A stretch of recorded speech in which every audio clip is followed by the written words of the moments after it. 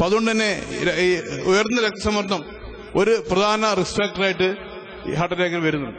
അത് നേരത്തെ അത് നമ്മൾ പലപ്പോഴും ഉണ്ടാവുന്ന വെച്ച് കഴിഞ്ഞാല് രക്തസമ്മർദ്ദം അസിംപ്റ്റമാറ്റിക്, അത് മീൻസ് ലക്ഷണങ്ങളൊന്നും ഉണ്ടായിക്കോളുന്നില്ല. പലപ്പോഴും നമ്മൾ അറിയില്ല. നേരിയ ബ്ലഡ് പ്രഷർ കൂടുതലൊന്നും പലപ്പോഴും പ്രത്യേകിച്ച് ലക്ഷണങ്ങൾ ഉണ്ടായിക്കോളും. പലപ്പോഴും നല്ല ബ്ലഡ് പ്രഷർ ഉണ്ടാകുമ്പോൾ തലവേദന, തലചുറ്റ്, തലക്ക് ഘനം അങ്ങനെയൊക്കെ വരാമെങ്കിലും ചെറിയ ബ്ലഡ് പ്രഷർ പലപ്പോഴും നമ്മൾ ശ്രദ്ധിക്കപ്പെടാതെ പോകും.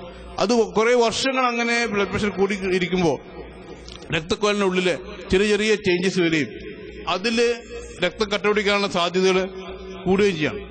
അപ്പൊ അതുകൊണ്ട് എസ്പെഷ്യലി നമുക്ക് ഈ ഹിസ്റ്ററിയുള്ള ആൾക്കാർ, കുടുംബത്തിൽ രക്തസമ്മർദ്ദത്തിന്റെ ഹിസ്റ്ററിയുള്ള ആൾക്കാര്, മറ്റ് പ്രമേഹമുള്ള ആൾക്കാര്, കുടുംബത്തിലെ ഹൃദ്രോഗത്തിന്റെ ഹിസ്റ്ററിയുള്ള ആൾക്കാര്, BP ഉണ്ടോ എന്നുള്ളവർക്ക് ചെക്ക് ചെയ്യുകയും ഉണ്ടെങ്കിൽ അത് നല്ല കൺട്രോൾ വെക്കുകയും ചെയ്യേണ്ടത് അത്യാവശ്യമായിട്ടുണ്ട്. പിന്നെ പ്രധാന ഈ പറഞ്ഞ സംഗതികളൊക്കെ പലപ്പോഴും നമ്മുടെ കൺട്രോളല്ല. ഇപ്പൊ നമ്മുടെ കുടുംബത്തിന്റെ സ്റ്റാറ്റസ്, നമുക്ക് ആണാണോ പെണ്ണാണോ എന്നുള്ളത്, നമുക്ക് പ്രമേഹം വരുന്നത്, പലപ്പോഴും നമുക്ക് BP വരുന്നതെന്നും പലപ്പോഴും നമ്മുടെ കൺട്രോളിലുള്ള കാര്യങ്ങളല്ല.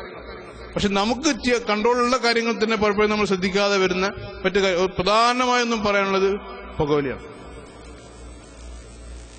എസ്പെഷ്യലി പ്രവാസികളിൽ നമ്മുടെ നാട്ടിനേക്കാളും കൂടുതൽ പുകവലിയുടെ ഇൻസിഡൻസ് കണ്ടുവരുന്നു.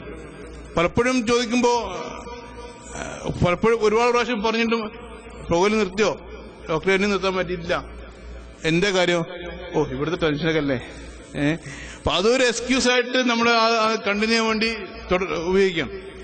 നമ്മൾ പൈസ കൊടുത്ത് നമുക്ക് അസുഖം ഉണ്ടാക്കുന്ന ഒരു സ്ഥിതിയാണ് ആ പുകവലിയുടെ കാര്യം. നമുക്ക് നിർത്താവുന്നതും മാത്രമല്ല, ഇത് ഹൃദ്രോഗം വരാതിരിക്കാൻ വേണ്ടി നമുക്ക് ചെയ്യാവുന്ന ഏറ്റവും പ്രധാന കാര്യങ്ങളൊന്ന് ആ ഒരു ദുശ്ശീലം ഒഴിവാക്കാന്നുള്ളതാണ്.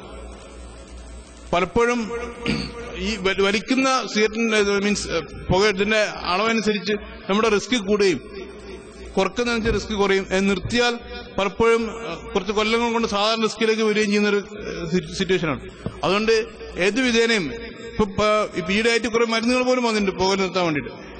ഏത് വിധേനയും നമ്മൾ അതിനെ ഡിസ്കറേജ് ചെയ്യുകയും എസ്പെഷ്യലി അതിന് ഇതുപോലുള്ള സദസ്സുകളും മധുരമായ മീറ്റിങ്ങുകളിലൊക്കെ ആ ഒരു കാര്യം കുറച്ചുകൂടെ എടുത്തു പറഞ്ഞ് ആ ഒരു ബോധവൽക്കരണം നമ്മുടെ സമൂഹത്തിൽ ഉണ്ടാക്കുന്നത് വളരെ അത്യാവശ്യം. മാത്രമല്ല അതൊരു എനിക്ക് തോന്നുന്നു നമ്മള് പൈസ കൊടുത്ത് നമ്മൾ തന്നെ ഒരു അസുഖം നമുക്കുണ്ടാക്കി നമ്മുടെ പണം വെറുതെ അനാവശ്യമായി ചെലവ് ചെയ്ത് നമുക്കൊരു ബുദ്ധിമുട്ടുണ്ടാക്കുന്ന ആ ഒരു സിറ്റുവേഷനെ കുറിച്ച് ആലോചിച്ച് നോക്കി.